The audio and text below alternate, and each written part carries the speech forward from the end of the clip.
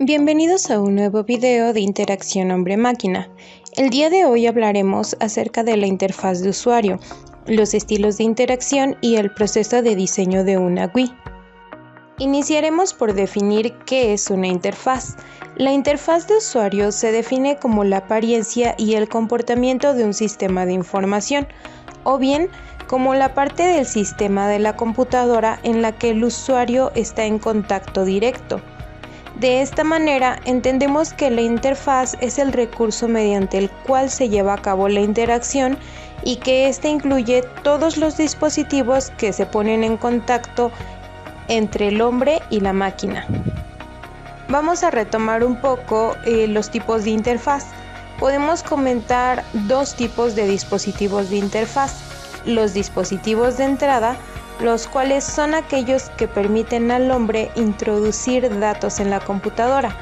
Pueden ser dispositivos como el ratón, el teclado, dispositivos de este estilo, o bien los dispositivos de manipulación, los cuales son los elementos que existen en un programa determinado y que se utilizan para poder alterar el estado de la información o bien navegar por la aplicación ya sea con botones, cursores o menús.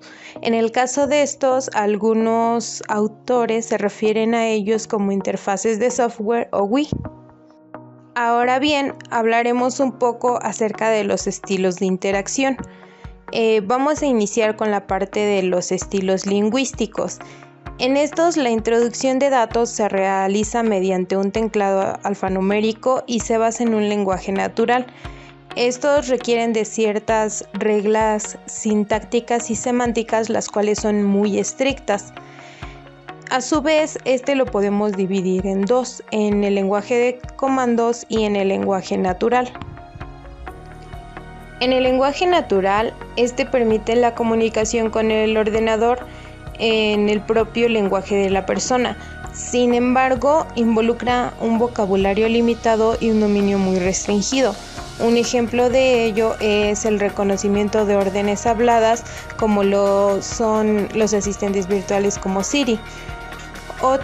Por otro lado, el lenguaje de comandos es el estilo más antiguo de interacción, ya que es el único que nos permitían anteriormente las computadoras, cumpliendo ciertas características como son el que posee un número limitado de órdenes y comandos, y que al estar basado en órdenes verbales se debe memorizar y por lo tanto implica un alto tiempo de aprendizaje.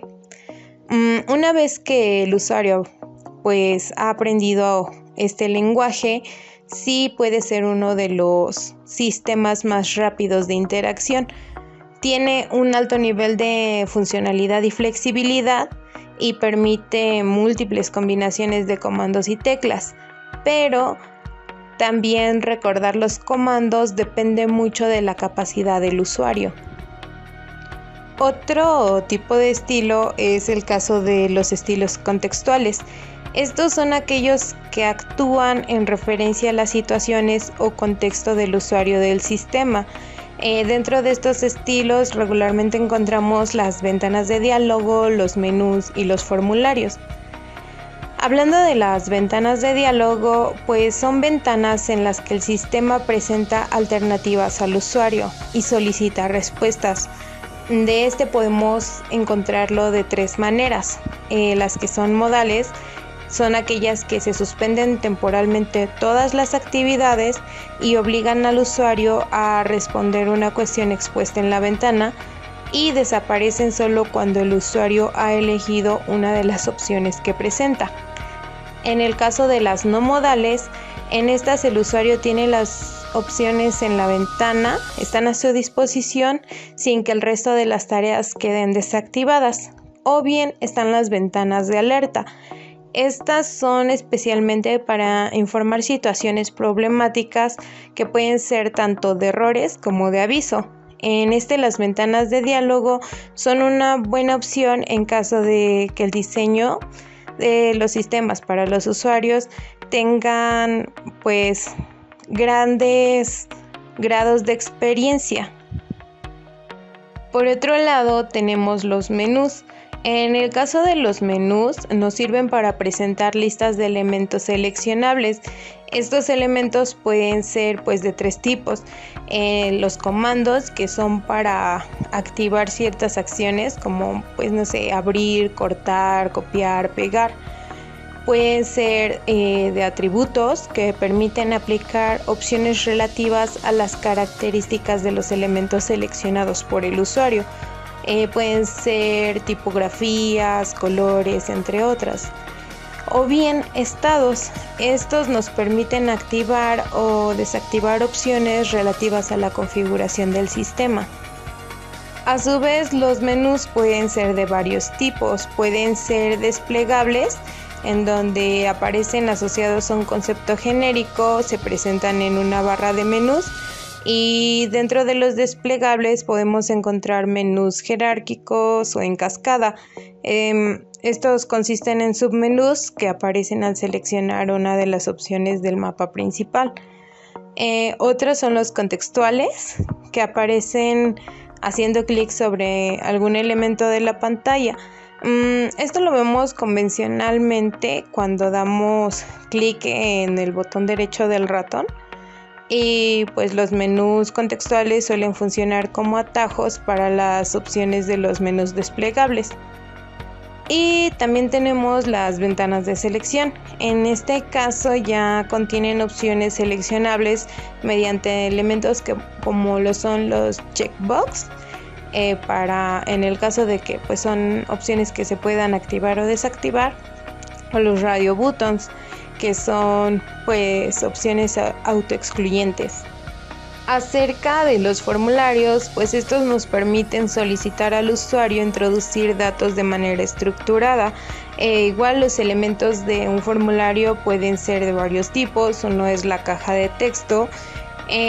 Estos pues son campos en los que el formulario puede introducir texto mediante el teclado. O bien las opciones de selección. Estas igual pueden ser de varios tipos, como las cajas. Estas ya pues contienen opciones que se pueden activar o desactivar, que serían prácticamente los checkbox, igualmente los radio button y los menús desplegables. Por último tenemos la manipulación directa y la interacción asistida. En el caso de la manipulación directa, pues permite al usuario ejecutar tareas y procesos complejos sin necesidad de invertir demasiado tiempo en el proceso de aprendizaje. Esta utiliza recursos de reconocimiento visual, los cuales nos van a permitir recordar fácilmente cómo debe actuarse dentro del sistema. La manipulación directa implica que los objetos de la pantalla son seleccionados y manipulados directamente mediante algún puntero como el ratón, y los elementos de la pantalla representan pues prácticamente objetos del mundo real, y las acciones también corresponden con acciones reales, en donde pues al final todas estas acciones tienen respuestas inmediatas. Por otro lado, la interacción asistida usa la metáfora del asistente personal o de la gente que colabora con el usuario. En esta, el usuario no dirige la interacción, sino que trabaja de forma colaborativa con el agente y busca reducir el esfuerzo del usuario. En sí, los agentes pues son entidades computacionales que nos asisten en el uso de las aplicaciones existentes. De esta manera, el usuario tan solo le dice lo que quiere hacer e incluso el agente puede ser capaz de aprender de las acciones del usuario. Y bueno, pasando a nuestro último tema, hablaremos acerca del proceso de diseño de las WI. El diseño de las WIS se enfoca en los aspectos cognitivos que intervienen en la interacción entre las personas y cosas, de manera que permite optimizar la usabilidad de cualquier objeto con el que pues vamos a estar interactuando cotidianamente. Asimismo, va a involucrar al usuario desde los primeros pasos del proceso de desarrollo de una aplicación o un proyecto, y se desarrolla a lo largo de varias etapas. En el caso de la etapa del análisis, En esta etapa se reúne la información sobre el objetivo de la aplicación, es decir, pues lo que tiene que hacer o lo que se pretende que haga, las características de los usuarios objetivos, si son usuarios experimentados, si es un usuario principiante, qué tipo de interacción se busca tener con el sistema y con el usuario, y pues prácticamente los requisitos técnicos del desarrollo. Por otro lado, en el diseño ya es más enfocado al diseño de la aplicación, el cual debe de responder a las características que se definieron en el proceso de análisis. Este cuenta ya con otras subfases, que son prácticamente el modelado del usuario, el tipo de usuario, el escenario o los escenarios en los cuales se va a desenvolver, el diseño conceptual, el diseño de contenidos y el diseño visual. Pasando a la parte del prototipo, el prototipo es un elemento clave del diseño. Este permite detectar en primer estadio aquellas cuestiones que deben ser revisadas o corregidas. De esta manera revela si es necesario añadir algún elemento que no se ha tenido en cuenta anteriormente. El prototipo puede ser de dos maneras, que es de baja fidelidad, que es pues prácticamente el que se realiza en primer estadio y que no siempre es el del diseño final, puede ser como un maquetado del sistema, o bien puede ser de alta fidelidad. En el caso de este, pues ya se realiza por computadora y presenta un aspecto muy similar al del diseño final. Por último, tenemos la parte de la etapa de evaluación. Esta es como tal la evaluación de la usabilidad. Es la fase más importante del proceso de diseño centrado en el usuario. Este puede llevarse a cabo en varias etapas, puede ser tanto durante el proceso de desarrollo como después del mismo. Existen distintos métodos de evaluación de la usabilidad y pueden clasificarse en dos grandes grupos.